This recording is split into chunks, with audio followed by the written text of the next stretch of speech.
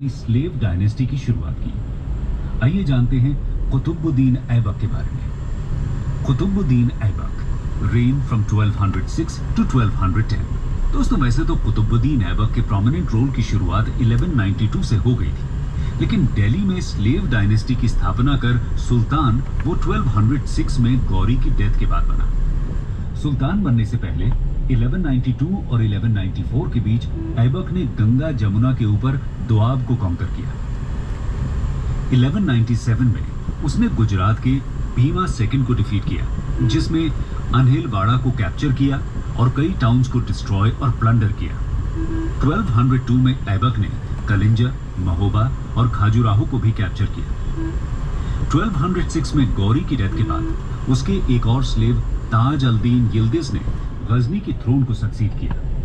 गजनी का रूलर होने के नाते यिल्दिज ने दिल्ली पर भी अपना रूल क्लेम किया, लेकिन ऐबक, जो कि उस टाइम लाहौर में था, उसने ये एक्सेप्ट नहीं किया। इसी समय से दिल्ली सल्तनत ने गजनी से अपने लिंक्स को खत्म कर लिया। तो दोस्तों, देखा जाए तो ऐबक के इस डिसीजन ने इंडिया को अननेसेसरी सेंट्रल एशियन पॉलिटिक्स में पड़ने से प्रिवेंट किया।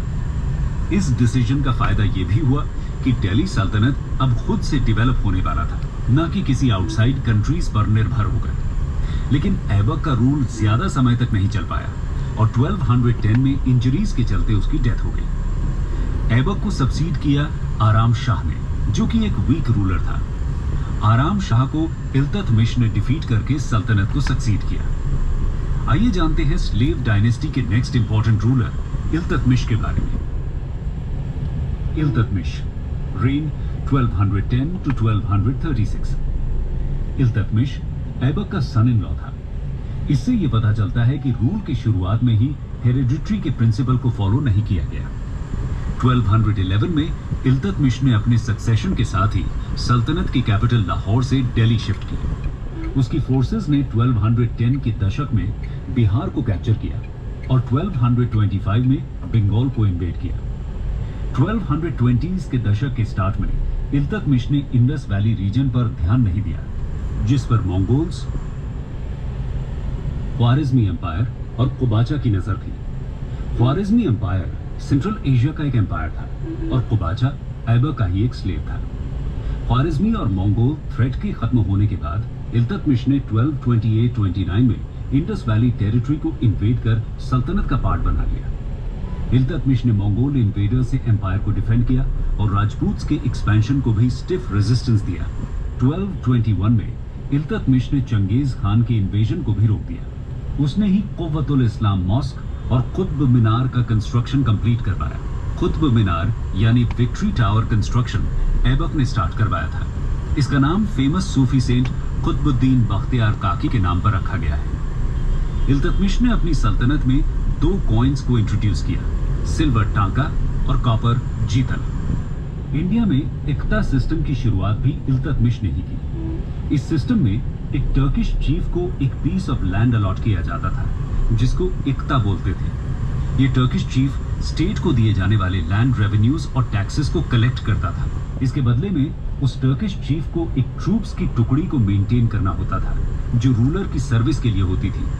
ये ग्रांट हेरिडिटरी नहीं थी और सुल्तान के प्लेजर पर दी जाती थी। तो दोस्तों, ऐसा कहना गलत नहीं होगा कि इल्तुतमिश ही नॉर्थ इंडिया की टर्किश कॉन्क्वेस्ट का रियल कंसोलिडेटर था।